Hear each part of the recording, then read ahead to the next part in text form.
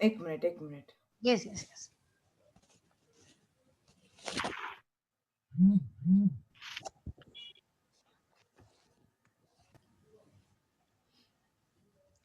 Okay, so hello everyone, मी Madhura Lele, Kirti trainings and कन्सल्टन्सीची member. Sorry, माझा कॅमेराचा काहीतरी प्रॉब्लेम होतोय, त्याच्यामुळे मला व्हिडिओ ऑन करता येत नाहीये. आपण लेक्चर 1-2 मिनिटात सुरू करणार आहोत. त्याच्या आधी मी तुम्हाला सायबर कट्ट्याविषयी थोडीशी माहिती देते, की हा नक्की प्लॅटफॉर्म आहे काय आणि याच्या मागचा नक्की हेतू काय आहे. पण प्लॅटफॉर्म आहे जिथे आपण एका विशिष्ट विषयावरच्या तज्ञाला इन्व्हाइट करतो, की 1 तास त्यांनी आपल्याला त्या पर्टिक्युलर विषयाविषयी माहिती द्यावी, की जे असे विषय आपण पर्टिक्युलरली चूज करतो आहोत, की ज्या विषयांवर आपलं जास्ती लक्ष नसतं. आपण त्या विषयांना जास्ती ग्रांटेड धरतो, की एवढं काही महत्त्वाचं नाहीये ते. ठीक आहे, होतं. पण आपल्याला त्यातली ग्रीव्हन्सी कळत नाही. त्याच्यामुळे आम्ही असे मुद्दाम विषय चूज करतो आहोत, शोधतो आहोत, की जेणेकरून अशा गोष्टींविषयीचं महत्त्व आपल्याला कळेल आणि त्याची ग्रीव्हन्सी कळेल आणि त्या तज्ञाला एका बोलवून आपण त्या 1 तासात त्यांच्याकडनं जितकी महत्त्वाची माहिती आपल्याला काढून घेता येईल, तितकी गेन करण्याचा प्रयत्न करतो.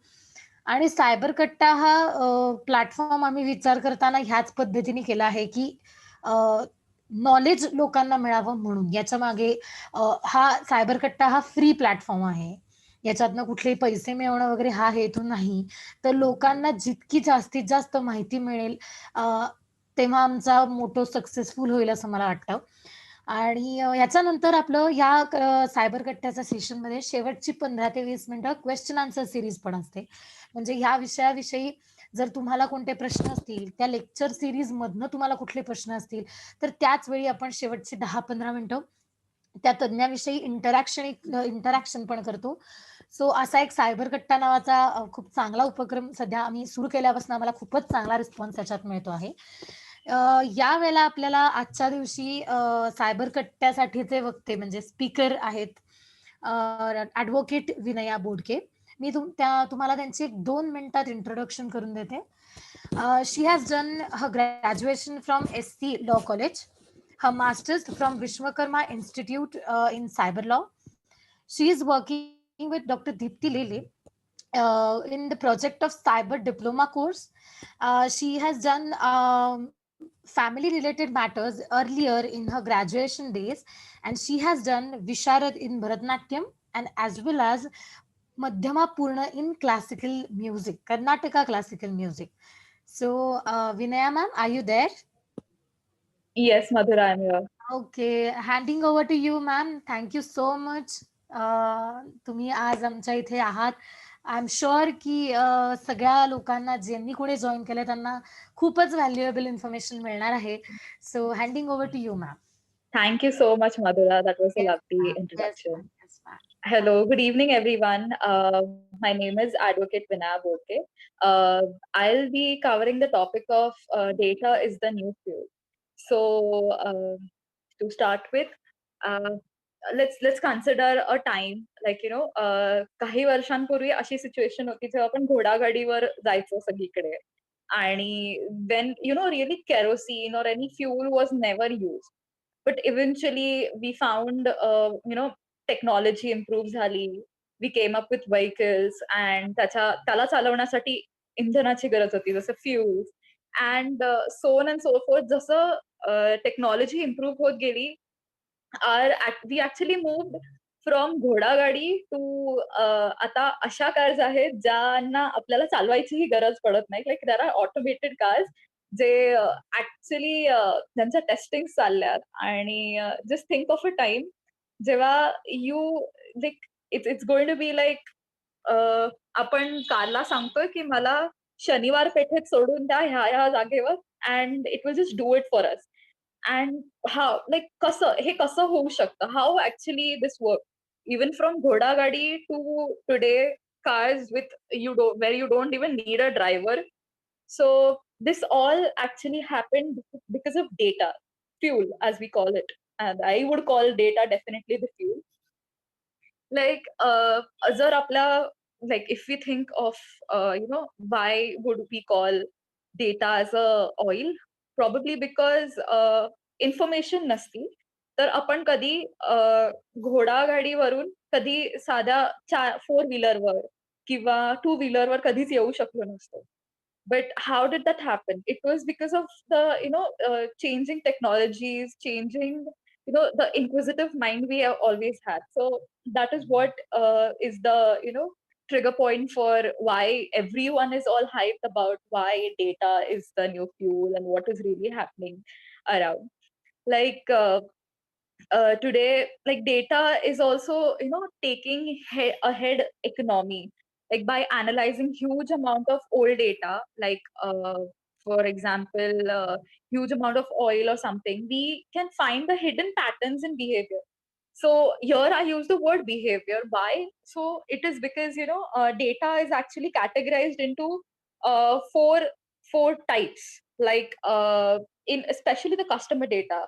One is the personal data, second is engagement data, third is behavioral data, and the fourth is attitudinal data.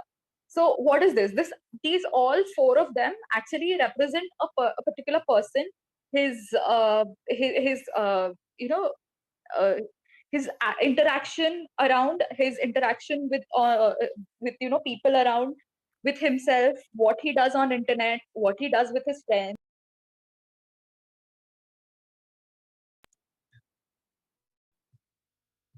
Social media आहे, आपलं ई-कॉमर्स आहे, आपले आता तर ई-गव्हर्नन्स आल्यामुळे आपलं सगळे काम गव्हर्नमेंटची कामं सुद्धा ऑनलाईन होत आहेत. म्हणजे अगदी पॅनसाठी तुम्हाला अप्लाय पण आता ऑनलाईन करावं लागतं. बर्थ सर्टिफिकेट तुम्ही ऑनलाईन करू शकता. There are so many things that are happening around, आणि somewhere we need to understand why this all hype is going on. आणि नोईंगली अननोईंगली आपण तो डेटा देऊन टाकतो, असंच हँडीली देतो. अँड त्याचे नंतर ॲप्लिकेशन्स किती मोठे होतात. That is all the lecture I was I am thinking of covering of. Like what is basically data? Data is nothing but it's an information. That information represents something, probably a fact, a knowledge, or it could be a concept. It could be anything that is well prepared, well formalized in a particular manner. Even that could be a data. It could be anything. And हा data जर असेल तर त्याचा आपण वापर किती सुंदर प्रकारे करू शकतो. Of course, like we say every coin has two sides. एक आहे the bad side, and there is always a good side. But it's so sad that we only look at the bad side of everything. Now, when we speak about data, like I said, that user data is always categorized into four parts. One is personal data. What is personal data? Personal data is something ज्यांनी एका पर्सनला आपण identify करू शकतो, किंवा त्या किंवा कोणता तरी नॉन पर्सनल डेटा असेल, त्याच्यानी पण आपण समहाव वी कॅन लिंक की तो माणूस त्या पर्टिक्युलर एरियामधला आहे, किंवा त्या एथनिसिटीचा आहे, किंवा तो त्याचं काहीतरी काहीतरी कनेक्शन त्या पर्टिक्युलर गोष्टीशी आहे. प्रॉबेबली त्याचं सरनेम, जसं ओके आता माझं आडनाव बोडके आहे, तर ओ ही बोडक्यांची मुलगी, किंवा तिचा जेंडर मुलगी, म्हणजे she is a female. So even that can actually represent you as a human being. That is an information that can be used anyhow. So that is basically what I was talking about, identifying the information that can identify a person. So that comes under personal data. Then comes engagement data. What is engagement data? So engagement data is basically it's a data जे आपलं track करतं interaction आपल्या marketing platforms बरोबर. जसं की वेबसाईट्सवर आपण काही use केलं, आपण कोणते ऍप्स युज करतो, आपण आपल्या ऍप्सवर काय सर्च करतो, किंवा आपण ईमेल आयडीज कुणाकुणाला दिलेल्या आहेत, किंवा आपण ईमेल थ्रू काय इंटरॅक्शन करतो. कस्टमर सर्व्हिसेस असतात, जसं आपण कंप्लेंट रेज करतो, किंवा पेड ऍड एंगेजमेंट असतात. सो ह्या जसं की आपल्याला एक काहीतरी ऍड दिसते, मग आपण त्याला क्लिक करतो, आपण आपण पुढे पुढे सर्च करत जातो की ओ हा प्रोडक्ट छान वाटतोय, की ओ ही सर्व्हिसेस छान वाटती आहे. So we just go. So all of this data जे आपण ऑनलाईन सर्च करतो, बघतो, तर त्याला सगळ्याला एंगेजमेंट डेटा म्हणतात. अँड नेक्स्ट जे मी म्हणाले behavioural data. So what is behavioural data? की आता माझी एका पर्टिक्युलर ऍप बरोबर किती लॉयल्टी आहे, की म्हणजे मी तोच ऍप्लिकेशन किंवा तोच वेबसाईट किंवा तीच ई-कॉमर्स प्लॅटफॉर्म किती वेळा ऍक्सेस केला आहे माझ्या ट्रान्झॅक्शनसाठी.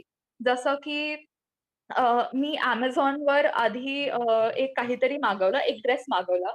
नंतर परत 1-2 महिन्यानंतर मग मी परत शूज मागवला. मग मी Amazonची मेंबरशिप पण घेतली आणि what does that show that I am somewhere loyal to Amazon. I mean I consider Amazon to be one of the good, websites to go back to and, to actually buy something, or I find it more reliable and more easy. So this data किंवा मी एका particular कंपनीचा data किती use करते, sorry products किती use करते. जसं मी Johnson's and बेबीचा जॉन्सन्सचा जो आहे त्याचे प्रोडक्ट्स यूज करते किंवा मी डव्हचा यूज करते किंवा मी एक पर्टिक्युलर बाटाचे शूजच वापरते. मी किती वेळा ते रिकरिंगली डाउनलोड करते, सॉरी मी किती रिकरिंगली ते घेती आहे. So that is also there. मग किंवा आपल्या वेबसाईट्सवर कंटिन्युअस अशा ॲड्स झळकत असतात. आपण किती वेळा त्या गोष्टीला इव्हन रिएक्ट करतो. आपलं किती अटेंटिव्हनेस आहे त्या वेबसाईटच्या बाकीच्या गोष्टींवर पण, की आपण ओपन करून पाहतो का? हे करतो का? So all of this is data. ह्याच्याने बिहेवियर, एका माणसाचं बिहेवियर बेसिकली ट्रेस केलं जातं.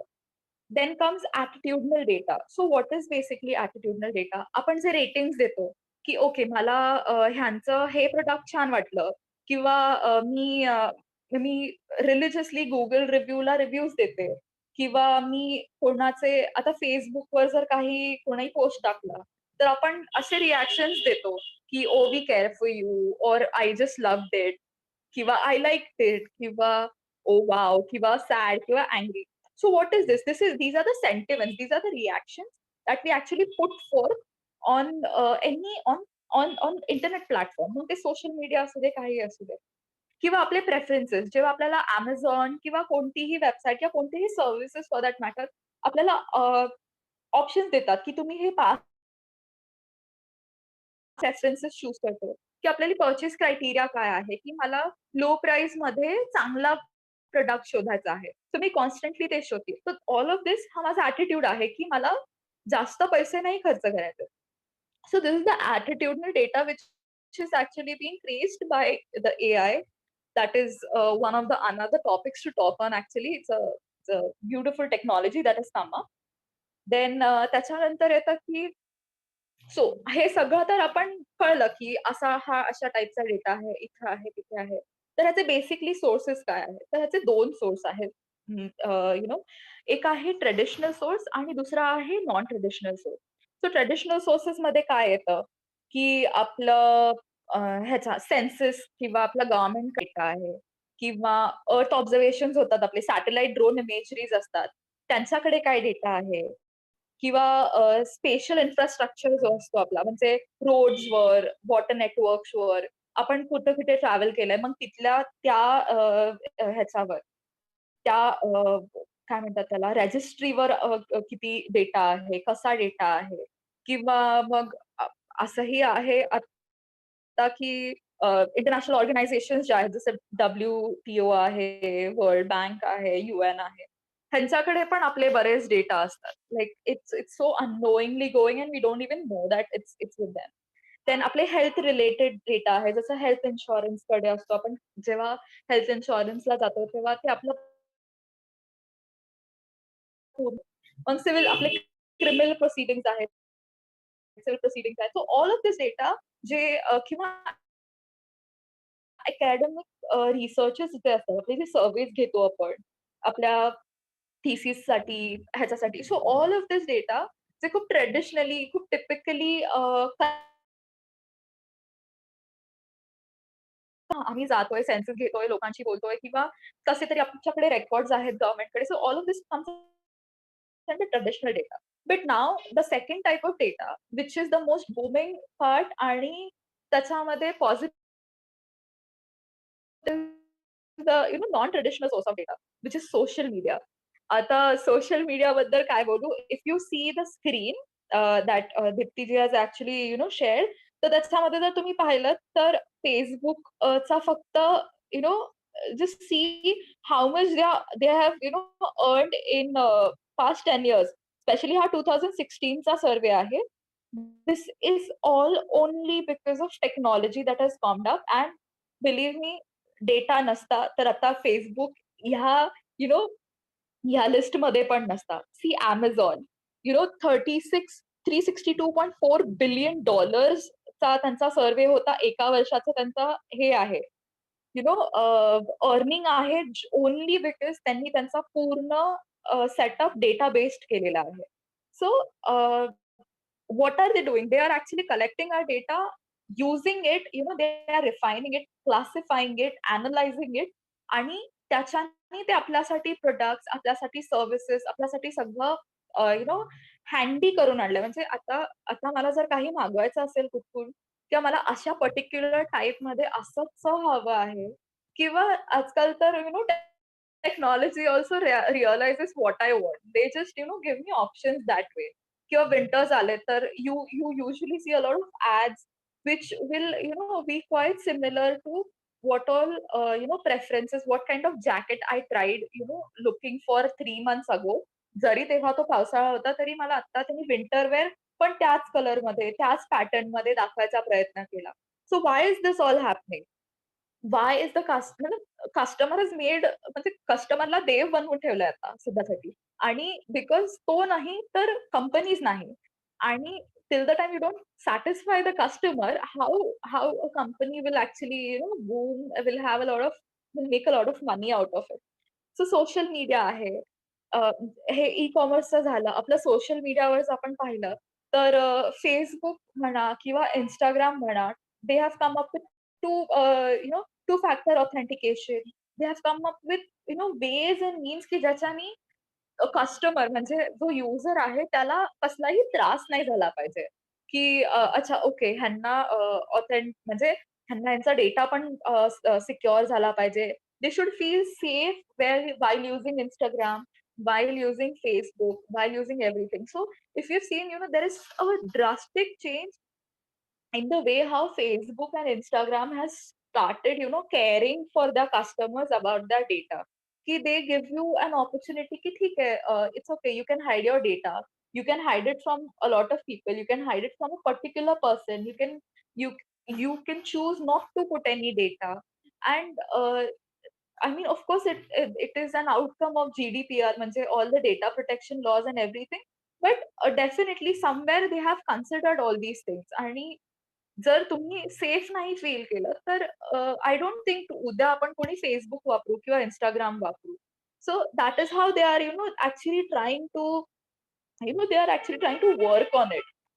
And there's a statistics, that the value of a European citizen's personal data has potential to nearly grow by 1 trillion euros by 2020. म्हणजे त्या personal डेटाची value इतकी जास्त आहे, कारण की they are actually driving the current the current entire system. Many of them, like, okay, I'll just cover up what all non-traditional ways, non-traditional ways are. So हे झालं, सोशल मीडिया झाला, e commerce झालं, then online gaming आहे.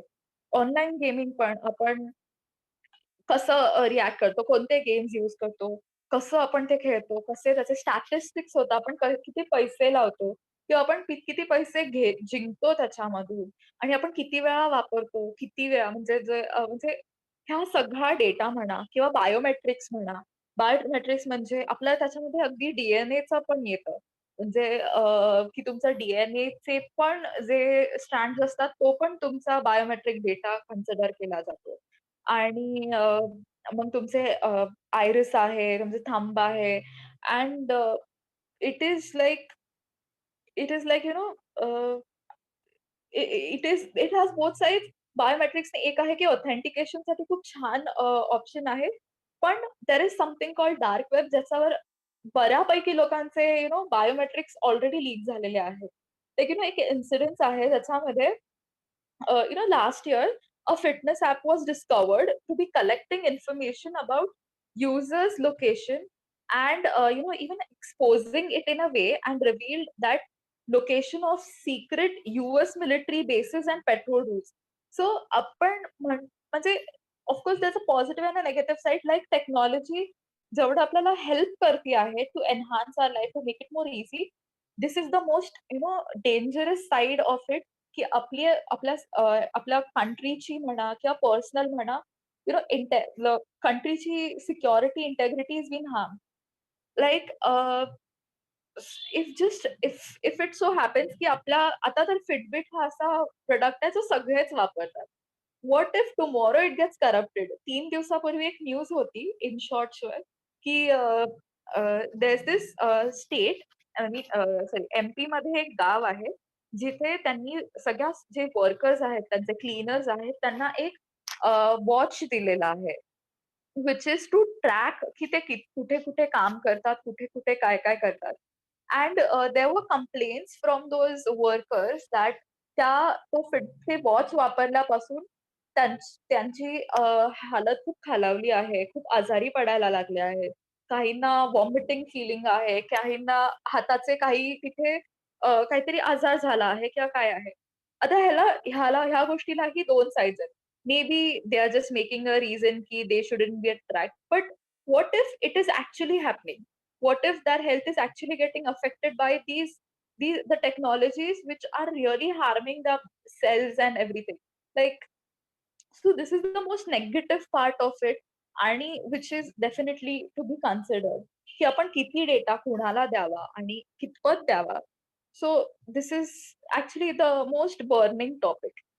आणि पुढे होतं की मग अच्छा, हा जो आपण सगळा आता डेटा कलेक्ट केला सगळा, तर मग त्याचं पुढे काय होतं, की त्याचं क्लासिफिकेशन होतं. तर ते मग क्लासिफिकेशन कसं होतं, की कोणत्या टाइपचा डेटा आहे, त्याला कॉन्फिडेन्शियालिटी किती आहे आणि त्याची इंटेग्रिटी किती आहे. इंटेग्रिटीचा अर्थ इथे असं असतो, की की ती इन्फॉर्मेशन किती बरोबर आहे.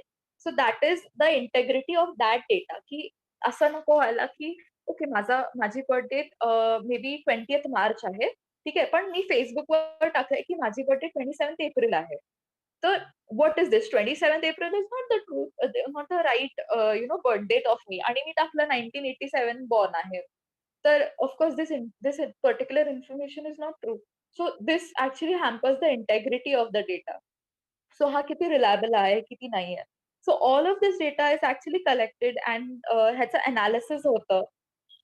ह्याचं खूप डीप अनालिसिस होतं, की कलेक्ट होतो. मग त्याला क्लीन केलं जातं. म्हणजे लिटरली आपण जसं सोन्याला साफ करतो, अगदी तसा त्या डेटाला, जसा ऑइल आपण जेव्हा रिफायनरीमधून आणतो, सॉरी, ऑइल जेव्हा कलेक्ट करतो, मग आपण ते रिफायनरीमध्ये टाकतो.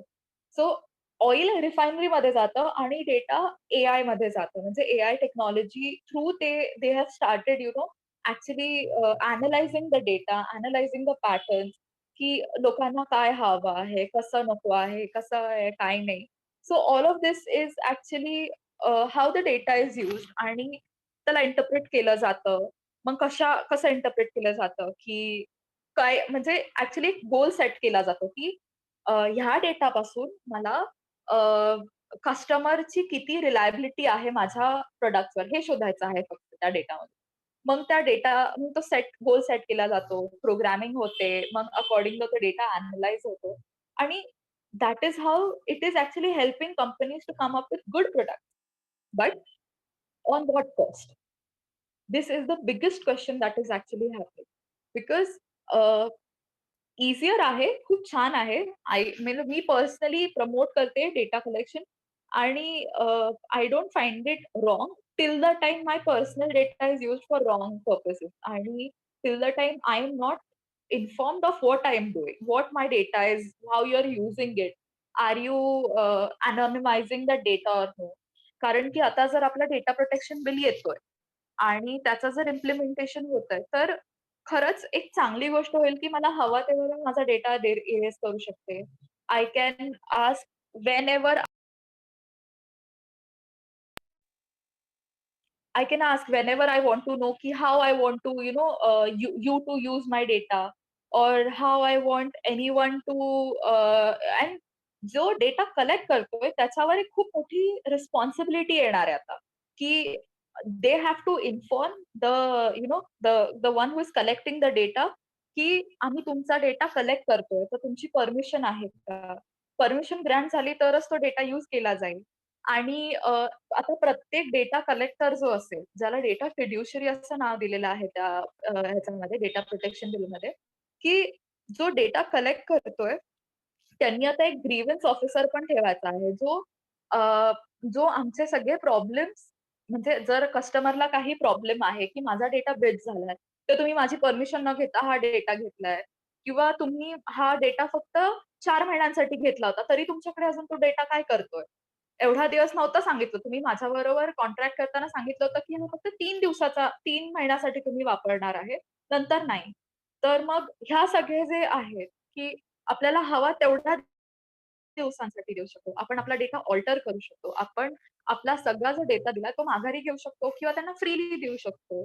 कंटिन्यूअस मॉनिटरिंग करू शकतो आपण आणि ज्या कंपनीज आहेत त्यांच्यावरच इतकी मोठी रिस्पॉन्सिबिलिटी टाकली आहे, की तुम्हाला कंटिन्यूअस सांगत राहायचंय तुमच्या कस्टमरला, की तुम्ही कसं वापरता त्यांचा data. So that is what data protection bill is actually coming up with आणि ज्या पेनल्टीज आहेत त्या खूपच म्हणजे त्यांनी खूप छान म्हणजे पर्सनली आय फील की पेनल्टीज हायर ठेवल्यामुळे चेक्स खूप छान राहतील. परत आपला सेन्सिटिव्ह डेटा जो आहे किंवा खूप म्हणजे जो अजून म्हणजे सेन्सिटिव्ह डेटाचा वर पण एक डेटा असतो. तो डेटाचं ते काय करणार आहेत, की डेटा लोकलायझेशन आलं, की डेटा फक्त इंडियात राहील. काही रेस्ट्रिक्टेड जो डेटा आहे, तो फक्त इंडियात राहील. तो कुठे जाणार नाही. म्हणजे त्याचा कॉपी फक्त इंडियन सर्व्हर्सवर राहील, बाकी कुठे नाही. तो फ्लो ऑफ डेटा त्यांनी रेस्ट्रिक्ट करून टाकला. सेन्सिटिव्ह डेटाचं कसं केलं त्यांनी, की सेन्सिटिव्ह डेटा म्हणजे त्याच्यामध्ये काय येतं, की आपलं नाव, आपला बर्थ डेट, आपला अशी डेट अशी अशी इन्फॉर्मेशन आणि हे काय आपलं माझे पॉलिटिकल व्ह्यूज काय आहेत किंवा so on and so forth ज्याच्यानी काहीतरी खूप ट्रिगर होऊ शकतं, काहीतरी मोठी गोष्ट होऊ शकते. जसं माझं पॉलिटिकल व्ह्यू काय किंवा माझा रिलिजियस व्ह्यू काय आहे, ह्याच्यानी जर भांडणं होऊ शकतात म्हणजे this comes under sensitive data, की हा हा इतका सेन्सिटिव्ह की ह्यानी काहीही होऊ शकतं. सो हा जो डेटा आहे तो मी असा गव्हर्नमेंटने असा कॅटेगराईज करायचा प्रयत्न केला, की ह्याची इन्फॉर्मेशन एक इंडियन सर्व्हरवर राहील आणि तो फ्लो ऑफ डेटा बाहेर पण ते करू शकतात. म्हणजे विथ इंटरकॉन्टिनेंटल म्हणजे all over the globe you can access it. But त्या डेटाची, त्या इन्फॉर्मेशनची एक कॉपी ही इंडियन सर्व्हरवर राहीलच. So somehow they have actually tried to control it because आपण पूर्ण प्युअर डेटा लोकलायझेशन नाही आणू शकत. Because we are still a growing economy and when India is a growing economy, you cannot really restrict your because आपली income अजूनही बाहेरच्या FDI वर depend करते की बाहेरचे लोक किती इन्व्हेस्ट करतायत किंवा किती कंपनीज येत आहेत किंवा आपण किती कंपनीजना अप्रोच करतोय. So all of this is actually what is really happening आणि data is actually the new fuel. It is actually what is improving our economy and it is good, but you need to know where to stop about actually telling about your data. आपण social मीडियावर टाकतो, WhatsAppवर टाकतो, going to Jejuri, going to Kolhapur, oh happy birthday, I am so sad for you, rest in peace. Do we really need to put it on status? जे आपण personally पण बोलू शकतो. ज्या गोष्टी आपण पर्सनली कन्वे करू शकतो, फोन करून करू शकतो. पण का नाही करत? आपण ते किती किती नॉर्मलाइज केलंय, की ठीक आहे, बघू दे लोकांना, काय फरक पडतो? And then we also criticize about नाही माझा पर्सनल डेटा ह्यांनी कसा वापरला. You really cannot do that. You are the only one who can actually control your data. You are the one who actually make that data very much vulnerable. So you have to decide where to stop, where to start, and that is how it is going to be. Data is going to drive the economy, and it is only you who can actually control how to do it. That's it for today. Any questions?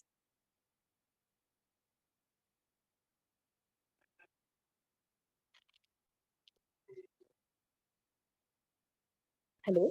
Yeah, yeah. Uh, Yeah. if you have any question, please ask her the questions. जर काही प्रश्न असतील तर नक्की विचारा. कारण तिने आज इतकं सुंदर आणि इतक्या सोप्या भाषेत डेटाबद्दल आपल्याला सांगितलंय. जो ऑनलाईन डेटा आपण वापरतो, शेअर करतो, यूज करतो आणि त्याचा कसा मे बी मिसयूज केला जातो.